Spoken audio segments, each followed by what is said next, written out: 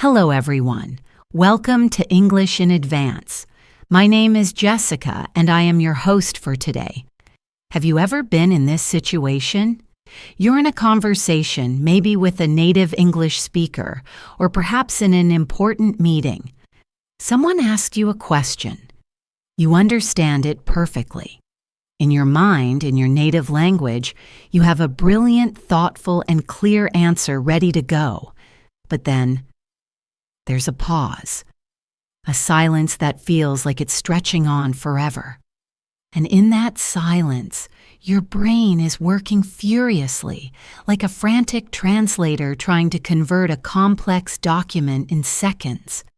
You're grabbing words from your memory, trying to fit them into the right grammatical structure, and all the while, the person in front of you is waiting patiently. By the time you finally manage to say something, it feels slow, it feels unnatural, and it's not nearly as powerful as the original thought you had in your head. That frustrating gap, that moment of mental translation, is one of the biggest walls that stands between an intermediate English learner and a truly fluent English speaker. It's the difference between speaking English as a task and speaking English as a part of who you are. Today we are going to talk about how to break down that wall, brick by brick. We're going to explore how you can train your brain to stop translating and start thinking directly in English. This isn't about learning 1,000 new vocabulary words or memorizing complex grammar rules. This is about rewiring the very process of how you think. It's about building a new home for the English language right inside your mind, so you can speak with the speed, confidence, and natural flow you've always dreamed of. So let's begin by understanding what's really happening inside our minds when we get stuck in this translation trap. Imagine your brain is a powerful computer. Your native language is its primary operating system. It's been running since you were a child. It's fast, efficient, and completely automatic. You don't think about forming sentences in your native language. You just think, and the words flow. Now, when you learn English, for many of us, it's like installing a new piece of software on that computer. But it's not a new operating system. It's a translation program. When you hear English, the program takes the input, processes it, translates it into your native operating system, and then your brain formulates a response. Then, the program has to work in reverse, taking your native language response and translating it back into English before you can speak. This entire process, this double translation, is happening in milliseconds, but it's enough to cause that noticeable delay, that hesitation that makes conversations feel so difficult. It's mentally exhausting, and it's what makes you feel so tired after speaking English for a long period. Furthermore, this process is flawed. Languages are not just sets of words that can be swapped one for one. Every language has its own rhythm, its own structure, its own cultural nuances, and its own unique way of seeing the world. When you translate directly, you often lose the natural feel of English. You might end up using sentence structures that sound strange or awkward to a native speaker, even if they are grammatically correct. For example, the way you would express excitement or disappointment in your native language might have a very different structure and set of idioms than how it's expressed in English. By translating, you are essentially trying to force English words into the shape of your native language, and it just doesn't quite fit. Let me tell you about a student of mine. We'll call her Sophia. Sophia was incredibly smart. She had an amazing vocabulary and a deep understanding of English grammar. On paper, she was an advanced learner, but in conversation, she struggled. She would often start a sentence, then pause, look up as if searching for a word in the air, and then continue slowly. One day, she told me about an experience she had. She was at a coffee shop and the barista, in a friendly, casual way, said to her, "I love your scarf. It really brightens up the room." Sophia understood every word. In her mind, in her native Spanish, she thought something like, "Oh, thank you so much. That's so kind of you to say." My mother gave it to me. She has a wonderful eye for color. It was a warm, complete thought. But the translation process began. She started thinking, how do I say has a wonderful eye for color? She knew the individual words, but the phrase, the idiom, wasn't there. She started to panic. The friendly barista was just waiting for a simple reply. In the end, after a long pause, Sophia just said, "Thank you." It is from my mother. It was a correct sentence, but it lacked the warmth and personality of her original thought. She felt frustrated and a little embarrassed. She told me, "Alex, I feel like there are two versions of me. The real me, who is funny and smart in my own language, and this slow, boring English version of me." That feeling is at the heart of the translation problem. You are not slow or boring. Your brain is just taking an unnecessary and inefficient detour. Our goal is to build a direct highway in your mind, a path that goes straight from a thought or a feeling directly to English words, completely bypassing the need for translation.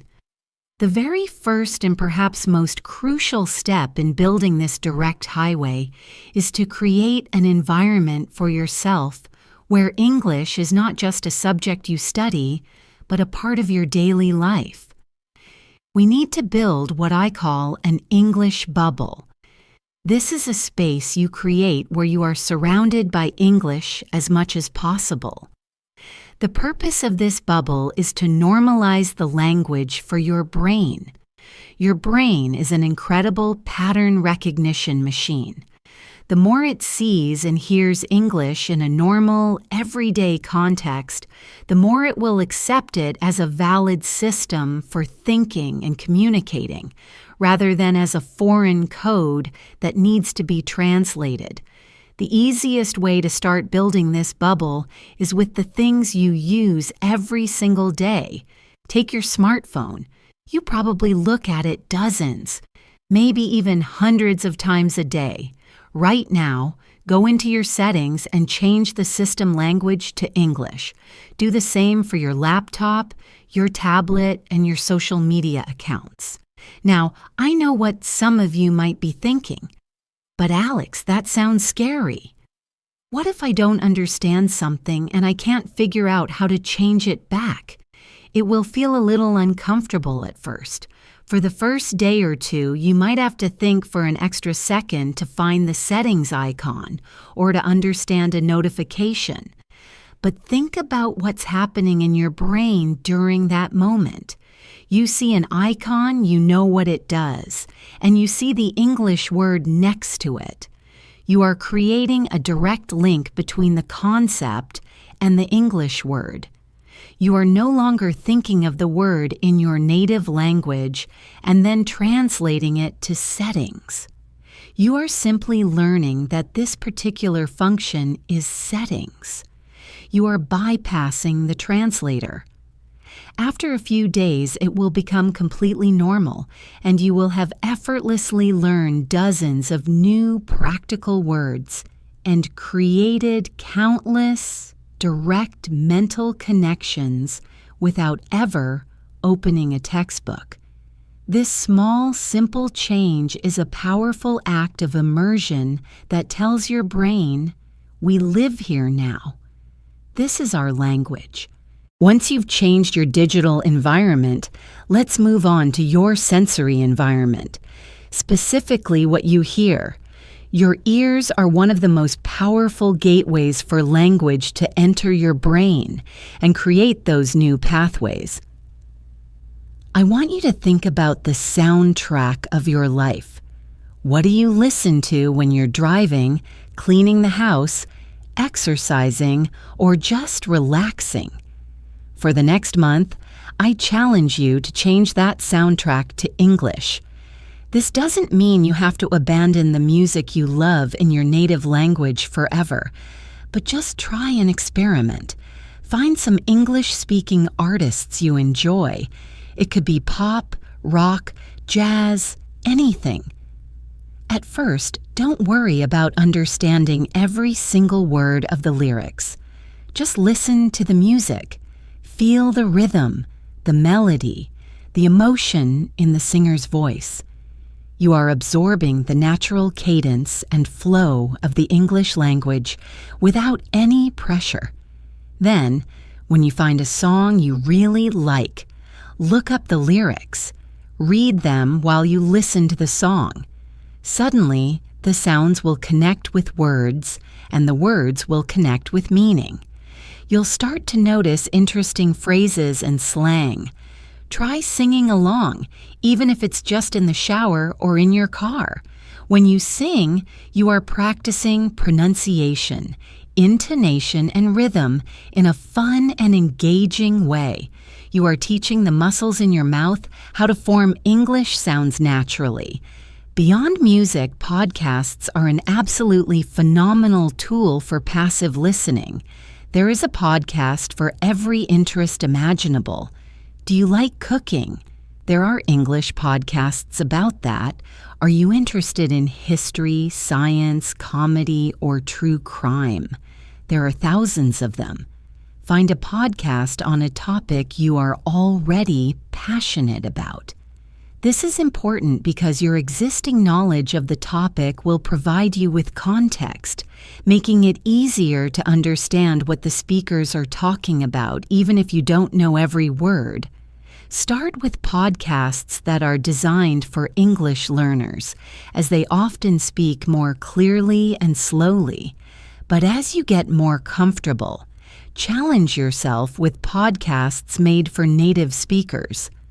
Listening to natural conversations between two or more people is incredibly valuable. You learn how people actually talk, how they interrupt each other, how they use filler words like and like, and how they express agreement or disagreement. This is the real, living language that you won't find in a textbook. Let it play in the background while you're doing other things. Even if you're not actively focusing on it, your brain is still absorbing the patterns, the sounds, and the rhythm of English. It's like planting seeds. You might not see the results immediately, but with consistent exposure, a garden of understanding will begin to grow in your mind. Now let's talk about what you watch. Just like with audio, changing what you watch is a powerful way to expand your English bubble. Many of us relax at the end of the day by watching a movie or a TV series. This is a perfect opportunity for learning. The big question is always about subtitles. Should you use them? And if so, in what language? My advice is to try to move away from subtitles in your native language as quickly as possible. When you watch a show with English audio and native language subtitles, your brain will take the easy route. It will focus on reading in the language it knows best, and the English audio will just become background noise. You are not truly immersing yourself. You are just reading a translation of the story. A much more effective method is to watch with English audio and English subtitles. This is a fantastic learning tool. It connects the sound of the words with their written form. You can see how words are spelled while hearing how they are pronounced. If you hear a new word or phrase, you can see it right there on the screen, pause, and look it up if you need to.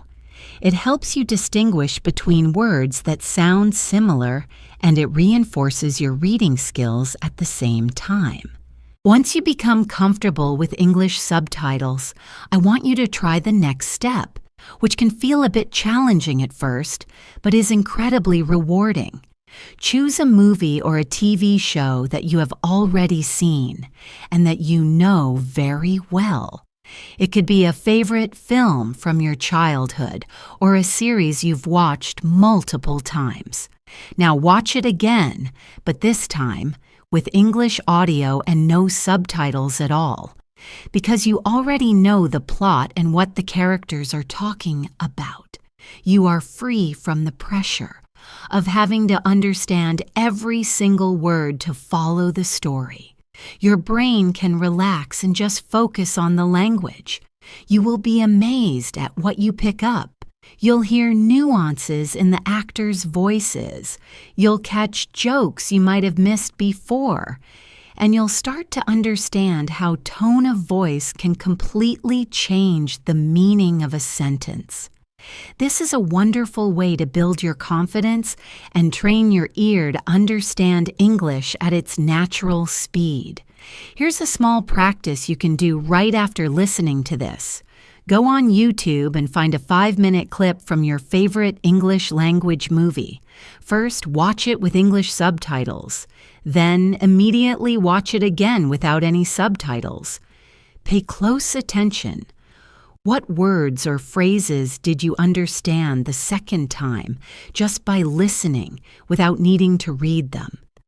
This exercise demonstrates how quickly your brain can start to form those direct audio-to-meaning connections. Creating this English bubble through your devices, your music, and your shows is the foundation. It makes English a normal and expected part of your world, preparing your brain for the next, more active step, changing the language you think in. Now that we have laid the foundation by creating our English bubble, it's time to move to the most important and transformative part of this journey, actively changing your internal monologue. Your internal monologue is that constant stream of thoughts, that voice inside your head that comments on everything you do, think, and feel throughout the day.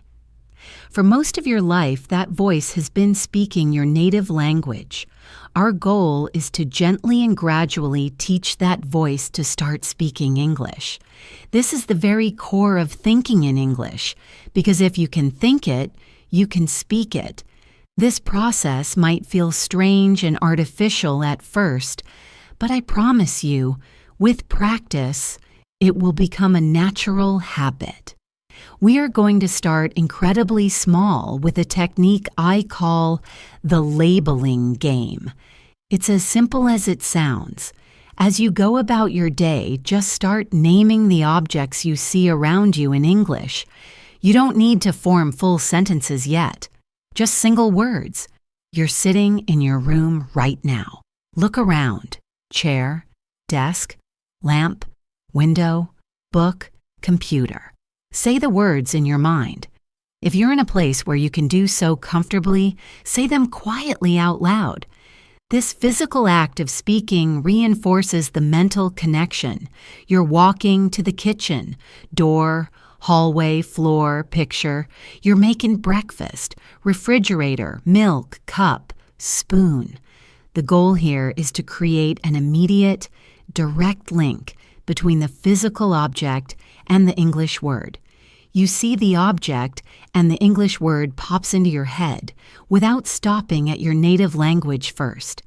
This is a level 1 exercise. It's simple, low pressure, and you can do it anywhere, anytime. Do this for a few days. Make it a conscious habit. Every time you enter a new room, mentally label 5 things in English. It only takes 10 seconds, but you are actively building the foundational vocabulary of your English mind. Once you feel comfortable with labeling single objects, it's time to move to the next level, forming very simple sentences in your mind. These don't need to be complex or profound thoughts. We are just describing our immediate reality. Let's go back to your room. Instead of just thinking lamp, you can expand it. That is a lamp. The lamp is on. I see a white lamp. Instead of book, think this is my book. The book is on the table.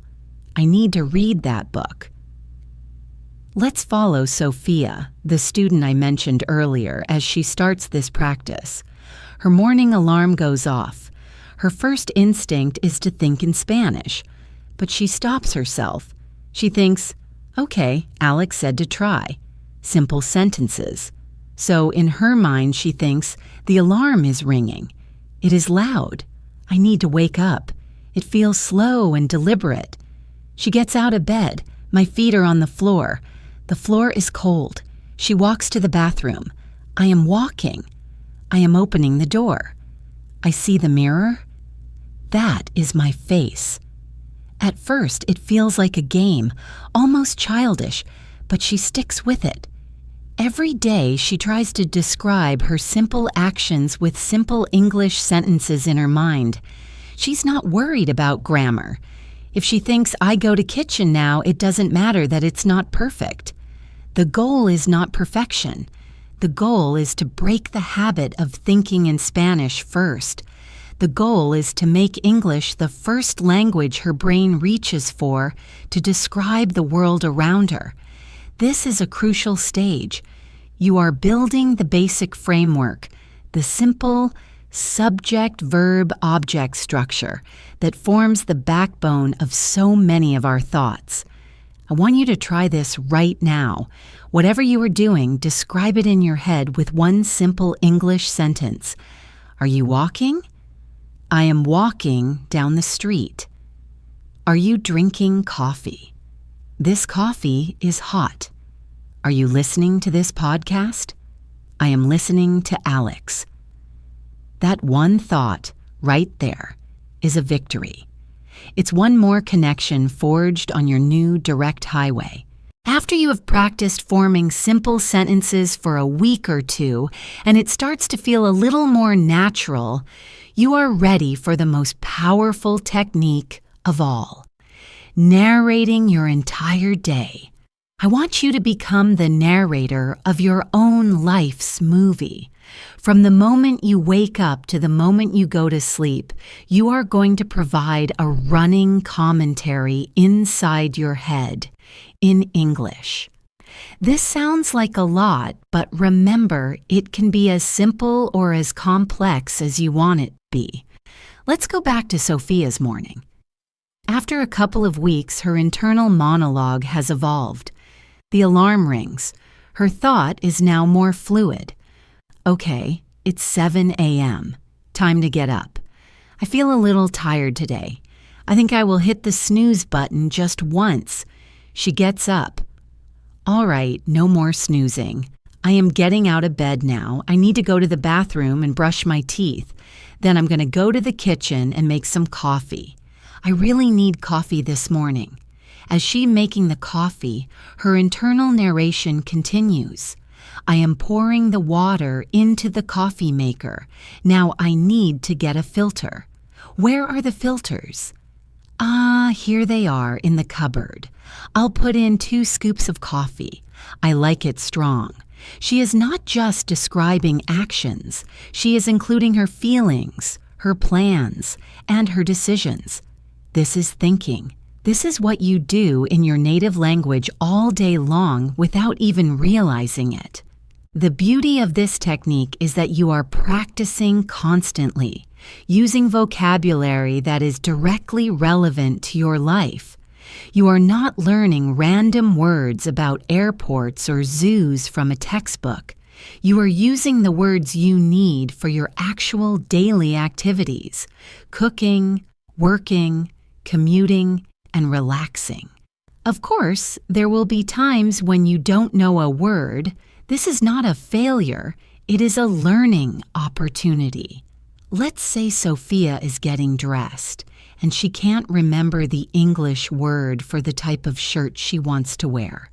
In her old way of thinking, she would get frustrated and maybe just give up. But now, she sees it differently. She makes a mental note of it. She can describe it in her head. I want to wear that blue shirt with the long sleeves and the little buttons. Later, when she has a moment, she can look up the word. Perhaps it's a blouse or a button-down shirt. The next time she gets dressed, she will have that word ready. This process of identifying a gap in your knowledge and actively seeking the answer is one of the most effective ways to learn vocabulary. It's meaningful and memorable because it is tied to a real-life experience. Don't be afraid to talk to yourself about your opinions and feelings. As you commute to work, instead of just thinking, "I am on the bus," you can think, "This bus is very crowded today. I hope I get a seat soon. I am listening to a podcast." This is an interesting topic. I agree with what he is saying. You are moving from simple description to complex thought, all within the safe space of your own mind. This constant narration is like a workout for your brain's English muscle. The more you do it, the stronger and more automatic it will become. As your internal narration becomes more comfortable, you can start to play more advanced games in your mind to practice different types of thinking. One of my favorites is the what if game. This helps you move beyond describing the present moment and allows you to practice thinking about the future, the past, and hypothetical situations. This is where you really start to play with different verb tenses and more complex sentence structures in a natural way. For example, you could start by thinking about your plans for the evening. When I get home from work, I am going to make dinner. After dinner, if I am not too tired, I will watch a movie.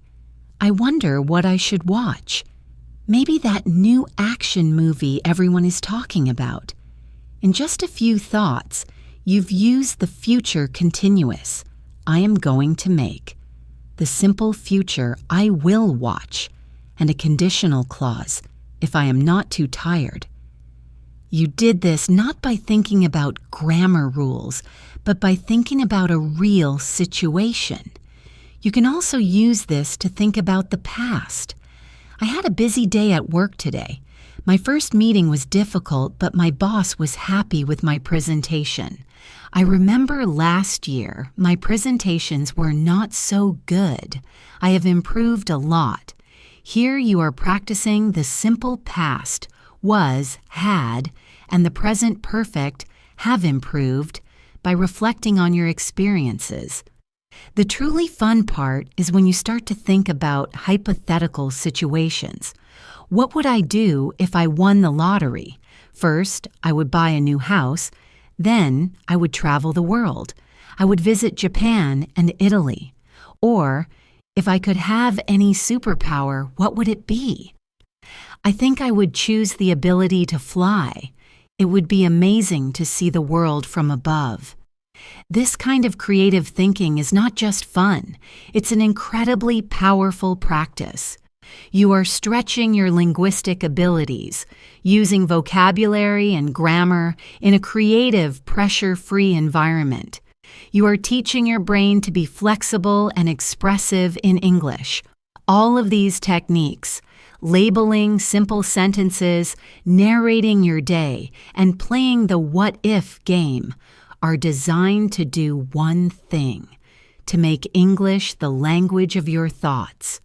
It is a gradual process, and it requires conscious effort, but every sentence you form in your mind is a step towards fluency.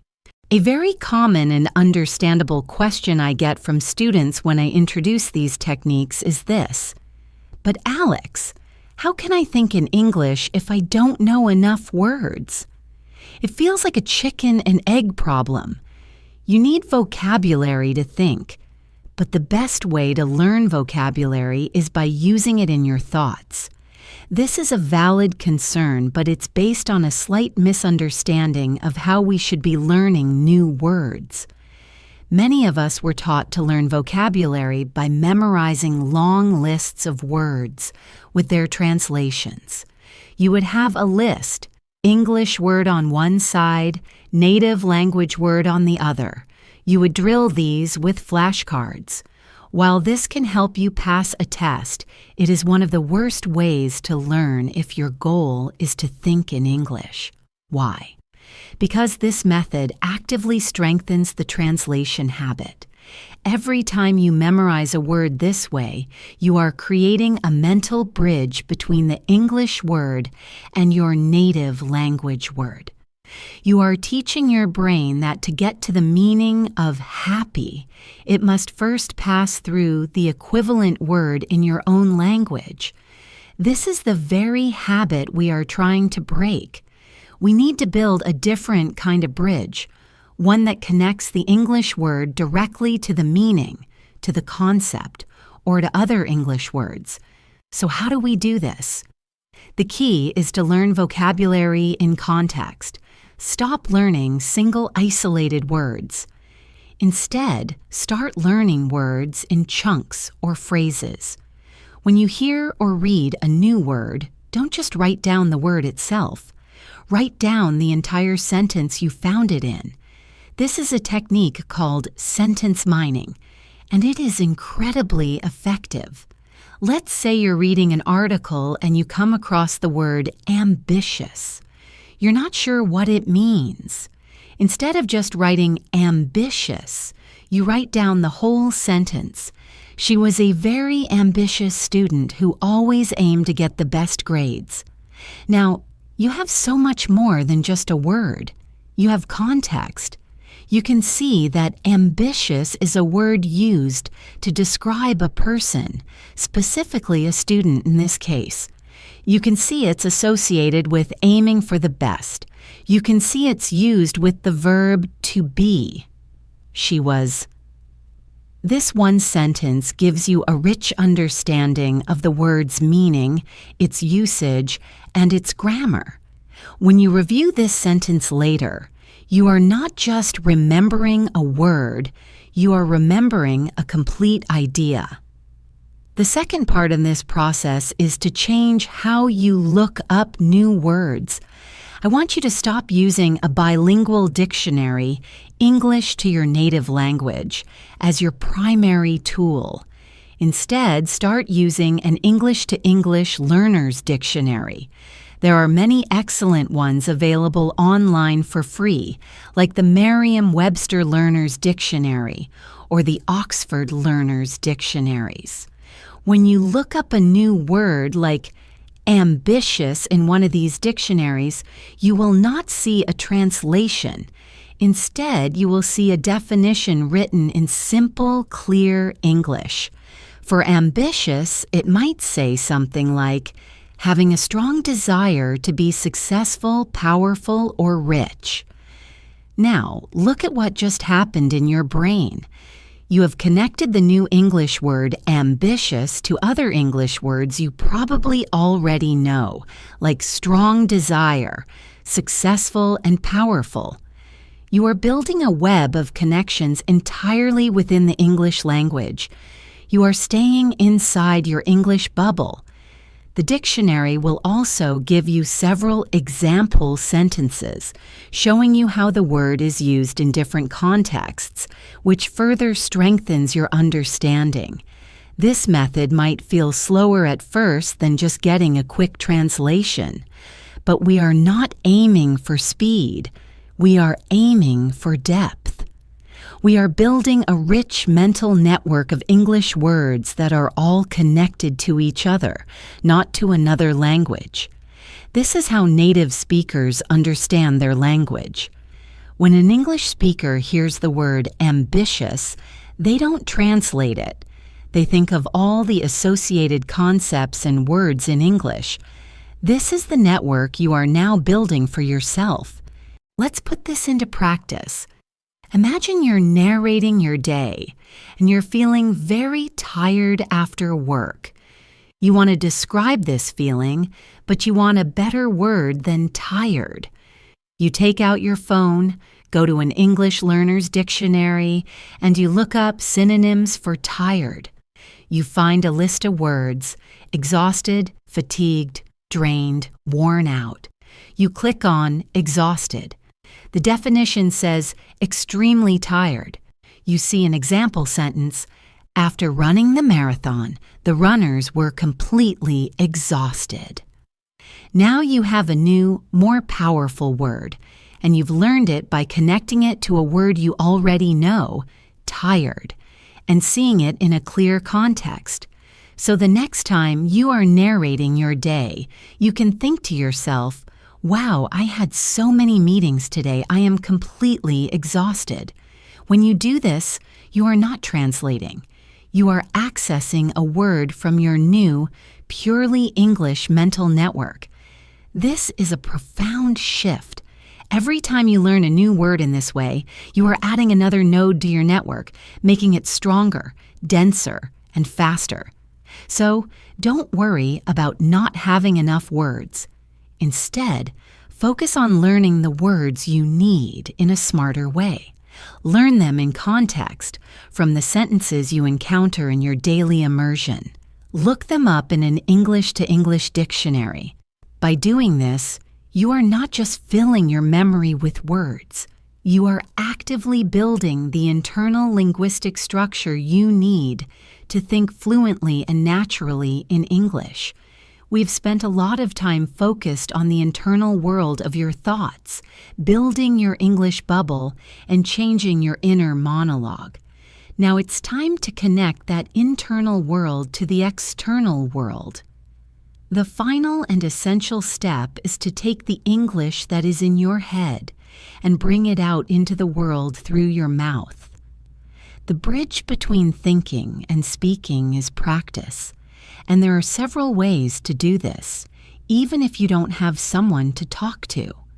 The first and most direct method is to simply start thinking out loud. This is the literal next step from narrating your day inside your head. Find a time and a place where you can be alone and won't feel self-conscious. It could be when you're home alone, when you're driving in your car, or even when you're out for a walk. All that internal narration you've been practicing, start saying it out loud. Yes, it will feel very strange at first. We are not used to talking to ourselves. But from a language learning perspective, it is a revolutionary practice. Let's go back to the example of making a sandwich. Your internal thought might be, okay, I'm hungry. I think I'll make a sandwich. Now say it out loud. Your voice might be a bit hesitant at first. Okay, I am hungry. I will make a sandwich. Keep going. First, I need to get the bread. The bread is in the cupboard. Now I need some cheese. By speaking the words, you are engaging a different part of your brain. You are training the muscles of your mouth, your tongue, and your jaw to produce English sounds. You are getting used to the sound of your own voice speaking English. This is incredibly important for building confidence. You are also able to hear your own mistakes. Perhaps you say a word and it just doesn't sound right. You can try it again, maybe a little slower. Thinking out loud turns abstract thoughts into concrete physical sounds, making the language more real and solid in your mind. Another incredibly powerful technique for connecting your mind to your mouth is called shadowing. This technique is used by language learners, interpreters, and actors to improve their fluency, pronunciation, and intonation. It's quite simple. First, you need a short audio clip of a native English speaker. It could be a 30-second clip from a podcast, a few lines from an audiobook, or a scene from a movie. The speaker should be clear and speaking at a relatively normal pace. Here's the process. Step 1. Listen to the audio clip once or twice just to get a general sense of the content and the rhythm. Step 2. Play the clip again, and this time, try to speak along with the speaker at the exact same time. You are trying to be their shadow. Don't wait for them to finish a sentence. You need to speak simultaneously, copying them as closely as you possibly can. This is not about understanding every word. It's about mimicking the sounds, the rhythm, the intonation, the music of the language. When you shadow, you are bypassing the analytical part of your brain. You don't have time to think about grammar or translate words. You are forced to connect what you hear directly to what you say. It is a pure listening and speaking exercise. It can be difficult and messy at first. You will stumble over words and you won't be able to keep up. That's perfectly normal. Don't worry about it. Just keep trying. Start with a very short clip and repeat it 10 or 15 times. You will notice that with each repetition, you get a little bit closer to the speaker's pace and rhythm. Shadowing is like muscle memory training for your mouth. It builds the physical coordination required for fluent speech and helps you internalize the natural flow of English. So when you do have your own thoughts to express, your mouth is already trained to produce them in a way that sounds natural and fluid. Finally, for those moments when you can't speak out loud, or for those of us who enjoy a quieter form of practice, journaling is an excellent way to bridge the gap between thinking and producing language. Writing is, in a way, like a slowed-down version of speaking. It gives you the time to carefully choose your words and structure your sentences without the pressure of a real-time conversation. I encourage you to get a notebook and dedicate it as your English journal. You don't have to write long, profound essays. The key is consistency. Start small. At the end of each day, write just one single sentence in English about your day. It could be as simple as, "Today I had a delicious lunch," or "I felt very tired this afternoon." Just one sentence. After a week of doing this, try expanding to 3 sentences or a short paragraph. You can write about what you did, how you felt, what you're thinking about, or your plans for tomorrow. The act of writing forces you to organize your English thoughts into coherent, grammatically correct structures. It reveals the gaps in your vocabulary in a very clear way. You might think of an idea, but then realize you don't know the right word or phrase to express it. This is a great opportunity to use your English-to-English dictionary. Find the word you need and then use it in your journal. By writing it down, you are much more likely to remember it. Journaling is a safe, private space to practice your output. There is no one there to judge you. It is a conversation with yourself, a way to document your progress and solidify the habit of forming complete thoughts in English. Whether you choose to think out loud, practice shadowing, or keep a journal, the goal is the same: to consistently practice turning your English thoughts into English words. This regular practice is what builds the final section of our direct highway, paving the road from your mind to the world, allowing your thoughts to flow out as clear, confident, and natural speech. We've covered a lot of ground today on this journey to rewire our brains to think in English. We started by understanding the problem, the translation trap that slows us down and hides our true personality. We talked about the importance of building an English bubble, immersing ourselves in the sights and sounds of the language by changing our digital devices and our media habits to make English a normal part of our everyday lives. Then we moved to the core of the practice, actively changing our internal monologue.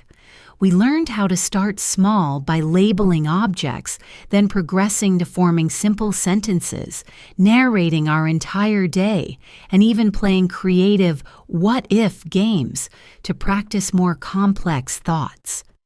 We also discussed a smarter way to learn vocabulary, focusing on context and using English-to-English dictionaries to build a strong, interconnected web of words within our minds.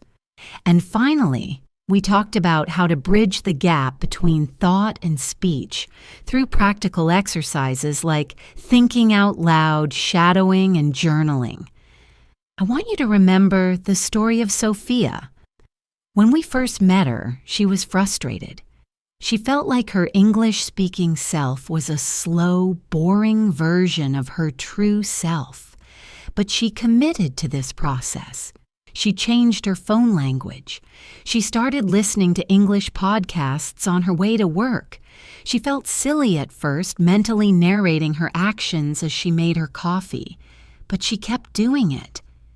When she didn't know a word, she looked it up in a learner's dictionary and wrote the whole sentence down in a notebook. She started journaling, just a few sentences each night before bed. It wasn't an overnight transformation. There were days when she felt tired and her brain automatically went back to translating, but she was patient and kind to herself, and she kept practicing. A few months later, she was in another coffee shop. Someone in line complimented her on her bag, and without a moment's hesitation, without that frantic internal translation, a sentence just came out of her mouth. "Oh, thank you so much. I just got it last week. I'm so happy with it." It was simple. It was natural. It was immediate. And in that moment, she smiled because she realized she wasn't translating anymore. She was just speaking. The thought and the words were one. She was finally expressing her true self in English. This journey is not about achieving perfection.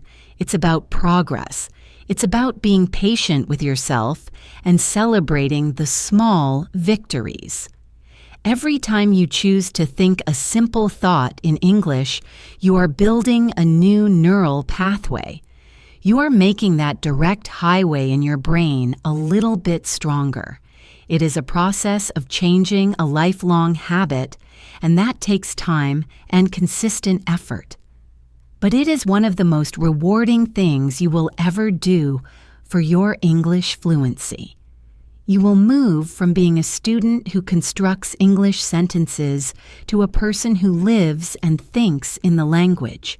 The hesitation will fade, and your confidence will soar. Conversations will stop being stressful tests and start being enjoyable connections with other people. Thank you so much for joining me on English in Advance today. I hope this discussion has given you some practical tools and the inspiration to start training your brain to think in English. My challenge to you is this: choose just one thing from our conversation today and start doing it. Just one.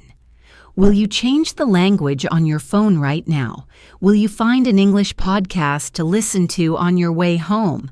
Will you try narrating the next 5 minutes of your day in your head?